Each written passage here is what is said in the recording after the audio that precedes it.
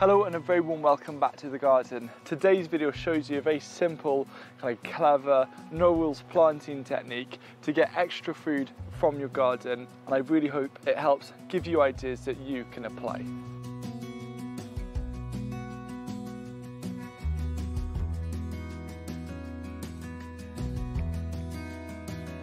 This technique takes a lot of inspiration from polyculture, which put simply is where you grow a lot of different plants in a small space.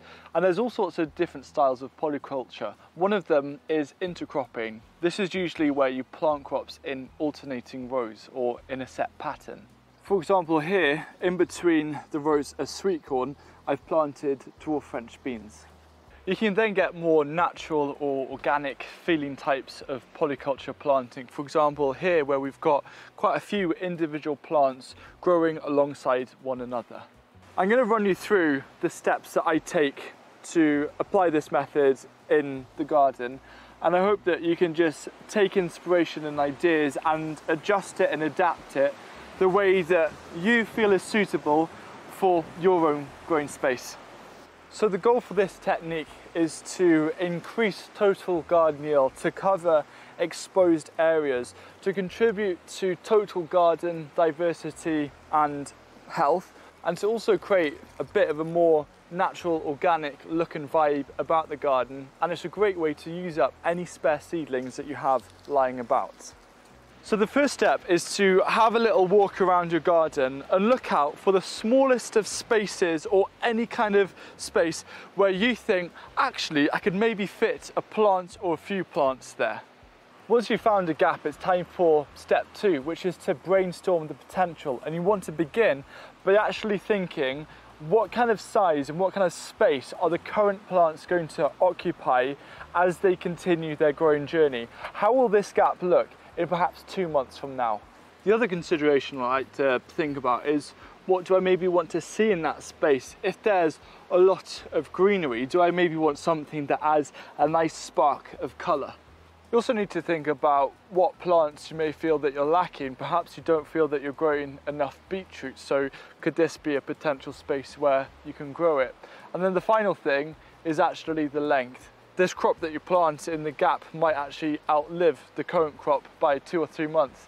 Is that okay? Does that make sense with your plan and your kind of medium-term goals with your space? When I'm thinking about the different considerations, I don't like to overthink about the particular plant. With step 3, it's just about deciding on a plant. If you think, yes, I reckon it will work, commit to it, put it in and see what happens. Here, I'll have some space running along the whole bed whilst the asparagus starts dying back. So I just think, you know what? Running a pumpkin along will probably work. So in it goes.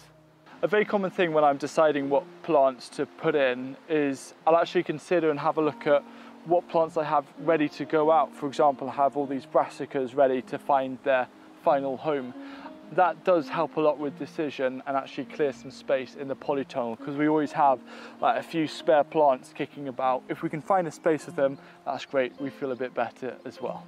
Then the final step is to actually review the outcome. Once you've dedicated that plant, see how it interacts and grows with the other plants. The idea with this ocker here is that this district nurse bean will actually grow above it, and that's exactly what's happening. So it's kind of nice to see that the ocker is occupying this space, the district nurse is occupying the vertical space, and then you'll start to keep a mental tally of particular plants or particular heights of crops that work really well together that you can then apply in future growing seasons. And I'm going to share you 10 lessons or tips that I've learned from the last 3 seasons of applying this no rules polyculture method to kind of show the discoveries that you can also make from doing it yourself, and hopefully save you a bit of time and allow you to grow some more food. So the first lesson for really small spaces is it's always best to grow either floppy crops or crops that cascade and grow away. For example, nasturtiums or tumbling tom tomatoes, so they're not actually impacted by any of the main crop that's growing there. Instead, they're occupying kind of the bed, border and path space. Similar to things such as nasturtiums, which can flop and grow away, I found that dwarf French beans are one of the best go-to crops for me along edges and corners, because they're on a single stem, but they can also grow away, flop away, and not intrude any of the plants that are already growing in that area. One of the things that I didn't consider is actually rainfall. And you've got to think about, if you're planting something low growing underneath a taller plant, these leaves act as an umbrella and divert rain away. So you might actually have to end up doing a little bit of extra hand watering. If you have gaps behind taller plants which then cast shade, things such as salads and annual herbs are perfect for shadier places but still be able to grow a bit of food. Borage always runs the risk of becoming massive, so even though it might feel like a suitable space, I found that the very corner of a bed is the ideal spot for it.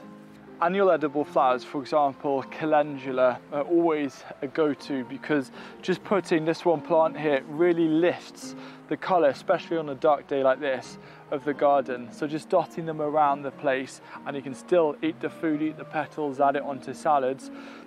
It brings me a lot of joy, and the garden wouldn't feel the same without them. In March and April, a really fun thing to do is, if you have a few leeks left over, actually just transplant them, and it's a great way to use up a really small amount of space but create a vertical impact. When these are out flowering, it's going to look stunning, and it's taken barely any space whatsoever.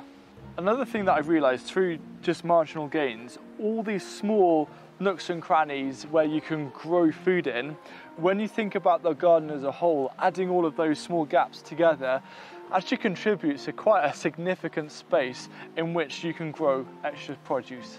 I think most importantly, by doing this and just putting plants in whenever there's an opportunity, it's a lot of fun, because a lot of the time I'm really curious about what will end up happening. And I think bringing that fun element and really adapting to my experimental need from a garden space has been really rewarding.